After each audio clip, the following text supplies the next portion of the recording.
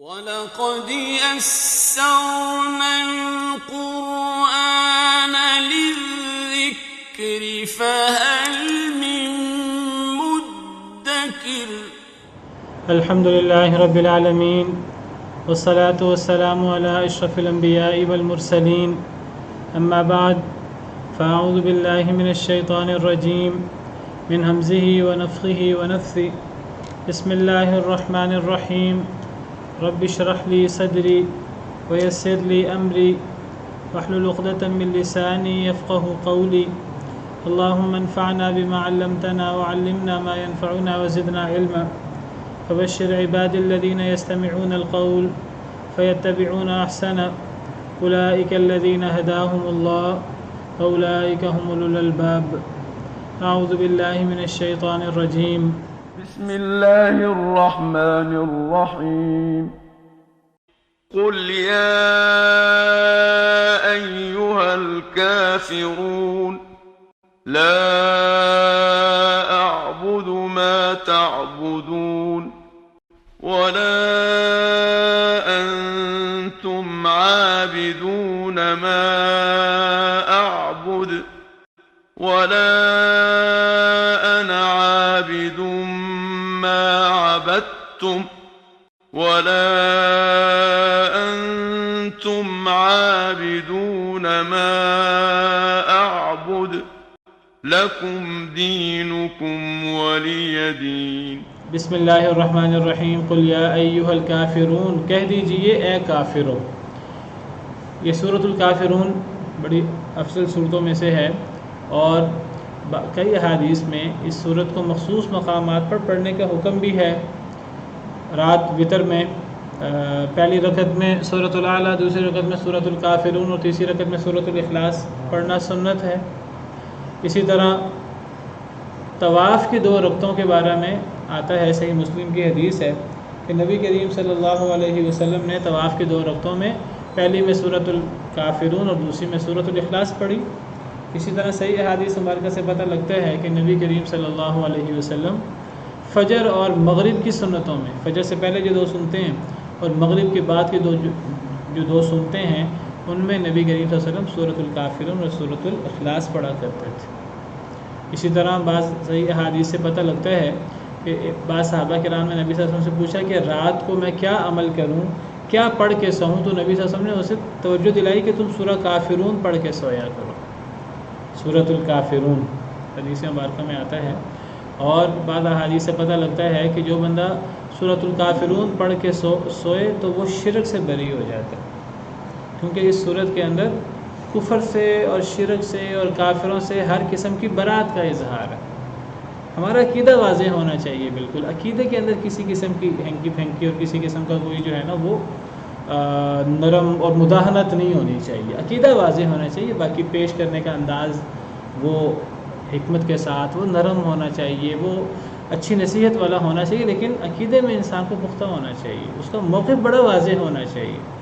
نبی کریم صلی اللہ علیہ وسلم سے بڑھ کر حکمت کے ساتھ کون دعوت دیتا تھا، اور آپ سے بڑھ کر اچھی نصیحت اور نرمی کے ساتھ نصیحت کون کرتا تھا، لیکن آپ کا موقف بڑا واضح تھا.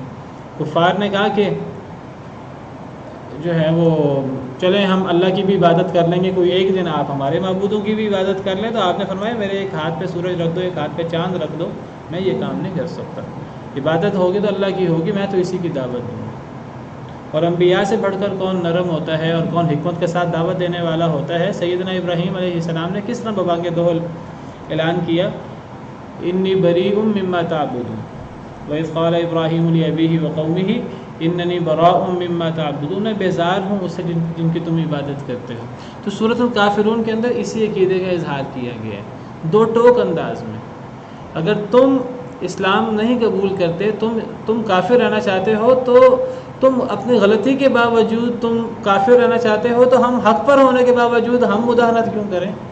ہم مسلمان کیوں نہ ہوں؟ ہم اسلام پر رہیں گے، ہم کبھی بھی کفر کے ساتھ نہیں ہوں گے. تو یہ صورت ہمیں جو ہے وہ یہ دعوت دیتی ہے. تو یہ صورت گویا کہ ہمیں کافروں سے، شرک سے، کفر سے، شرک سے بری کرتی ہے. بندہ رات سونے سے پہلے اس صورت کو پڑھے. قل یا ایھا الکافرون کہہ دیجئے اے کافرو. لا اعبد ما تعبدون، نہیں میں عبادت کرتا اس کی جس کی تم عبادت کرتے ہو۔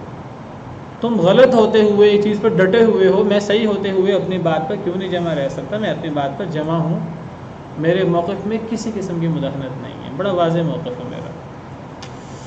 کہا جاتا ہے کہ یہ الکافرون جو ہے یہ الف لام جنس کا ہے، لیکن یہاں سارے کافر مراد نہیں ہیں، یہاں وہ کافر مراد ہیں کہ مخصوص کافر مراد ہیں جو جن کے بارے میں اللہ کے علم میں تھا کہ وہ مسلمان نہیں ہوں گے، وہ کافر مراد ہیں۔ کیونکہ اس صورت میں آخر میں جا کر آتا ہے کہ تم اسلام قبول نہیں کرو گے، تم وہ عبادت نہیں کرو گے جو میں عبادت کرتا ہوں، میں وہ عبادت نہیں کروں گا جو تم عبادت کرتے ہو۔ تو سارے کافر وہ ایسے نہیں تھے کہ جنہوں نے اسلام قبول نہیں کیا، ایسے کئی کافر ایسے بھی تھے جنہوں نے اس صورت کے نازل ہونے کے بعد بھی اسلام قبول کر لیا، وہ عبادت کی جو نبی صلی اللہ علیہ وسلم عبادت کرتے تھے، حالانکہ اس صورت میں ہے کہ جو میں عبادت کرتا ہوں وہ تم عبادت نہیں کرو گے، تم وہ عبادت نہیں کرتے۔ تو گویا کہ یہاں سارے کفار مراد نہیں ہیں، یہ بات سمجھ آئی؟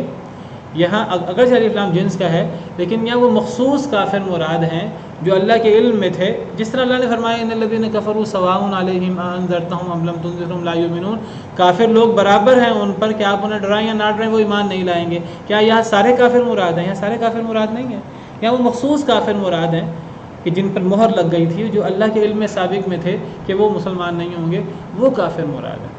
بعض جگہوں پر اللہ نام لے لیتے ہیں، بعض جگہوں پر اللہ نام نہیں لیتے۔ ابو لہب میں اللہ نے نام لے لیا، بالکل اسلام کے شروع میں اللہ نے دو ٹوک انداز میں ابو لہب سورہ لہب اتار دی کہ ابو لہب کے ہاتھ بھی تباہ ہوئے، وہ خود بھی تباہ ہوا، وہ جہنم میں جائے گا، اس کی بیوی بھی جہنم میں جائے گی۔ یہ اللہ نے اپنے علم سابق کے مطابق، اپنے علم کے مطابق اللہ نے پیش گوئی فرما دی، اور قرآن برحق ہے۔ اور سب سے بڑی دلیل یہ ہے کہ ابو لہب یہ سن کر بھی مسلمان نہیں ہوا، اور اس نے نہیں ہونا تھا، اللہ کے علم میں تھا نہیں ہوگا۔ بعض جگہوں پر اللہ تعالیٰ نام نہیں لیتے، اللہ تعالیٰ ذکر کر دیتے ہیں، اور وہ مخصوص لوگ مراد ہوتے ہیں جو اللہ کے علم میں ہوتے ہیں، عمومی طور پر ان کا ذکر ہوتا ہے، تو وہ مخصوص لوگ مراد ہوتے ہیں۔ تو یہاں وہ مخصوص کفار مراد ہیں جو مسلمان نہیں ہوئے، جو مسلمان ہو گئے وہ مراد نہیں ہیں۔ تو اے کافرو، میں وہ عبادت نہیں کرتا جو تم عبادت کرتے ہو، اور نہ تم عبادت کرنے والے ہو جو میں عبادت کرتا ہوں۔ جو میں عبادت کرتا ہوں تم کبھی میرا دین قبول نہیں کرو گے۔ تو مخصوص کافر مراد ہے، کیونکہ بعض کافروں نے بعد میں آپ کا دین قبول کر لیا، تو مخصوص کفار مراد ہے۔ تم غلط ہو کر اپنے دین پر ڈٹے ہو، میں حق پر ہو کر اپنے دین پر ڈٹا ہوں۔ وَلَا أَنَا عَابِدٌ مَا عَبَدتُّمْ، اور نہیں میں عبادت کرنے والا جو تم عبادت کرتے ہو۔ وَلَا أَنْتُمْ عَابِدُونَ مَا أَعْبُدُ، نہ تم عبادت کرنے والے ہو جو میں عبادت کرتا ہوں۔ بعض مفسرین نے کہا یہ تکرار ہے، میں نہیں عبادت کرتا جو تم عبادت کرتے ہو، تم نہیں عبادت کرتے جو میں عبادت کرتا ہوں۔ پھر ان دونوں باتوں کا اگلی دو آیتوں میں تکرار ہے۔ بعض کہتے ہیں نہیں، پہلی دو آیتیں وہ حال میں ہیں کہ میں عبادت نہیں کرتا جو تم کرتے ہو، اور تم نہیں کرتے جو میں کرتا ہوں، اور اگلی دو آیتیں مستقبل کے بارے میں ہیں کہ میں نہیں عبادت کروں گا جو تم عبادت کرتے ہو، تم نہیں عبادت کرو گے مستقبل میں جو میں کرتا ہوں۔ لیکن دیگر مفسرین کہتے ہیں اتنے تکلف کی ضرورت نہیں ہے کہ جی پہلی دو آیتیں حال کے بارے میں ہیں، اگلی دو آیتیں مستقبل کے بارے میں ہیں، اتنا تکلف کی ضرورت نہیں ہے۔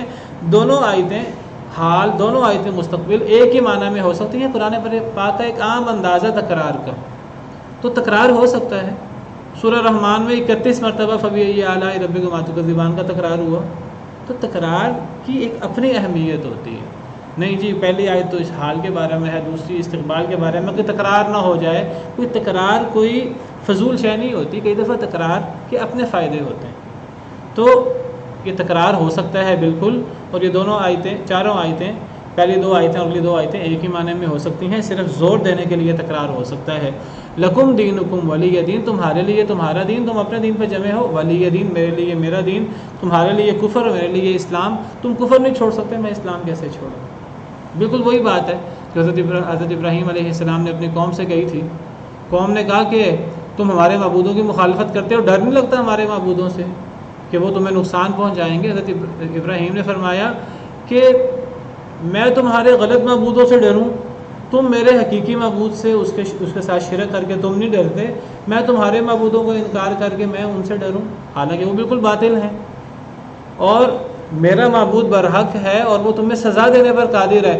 تم حقیقی رب سے شرک کرتے ہوئے تمہیں خوف نہیں آتا، میں باطل معبودوں کا خوف کیسے کروں؟ تو اگر تم اپنے باطل دین پہ جمے ہو تو میں اپنے صحیح دین کو کیسے چھوڑ سکتا ہوں؟ تو یہ توحید کی صورت ہے اور یہ ایمان کی صورت ہے، اور یہ کفر اور شرک اور ہر قسم کے باطل نظاموں سے برات کی صورت ہے، اور یہ برات کا اعلان کرنا پڑتا ہے۔ یہ برات کا اعلان کوئی سختی نہیں ہے، یہ کوئی بنیاد پرستی اور جس کو شدت پسندی کہتے ہیں، یہ وہ چیز نہیں ہے، یہ عین اسلام ہے اور اس کا اظہار کرنا ہوتا ہے۔ لنا اعمالنا ولکم اعمالکم، ہمارے لیے ہمارے اعمال، تمہارے لیے تمہارے اعمال۔ وآخر دعوانا الحمدللہ رب العالمین۔ في رحمه تحلو الحياة شوقا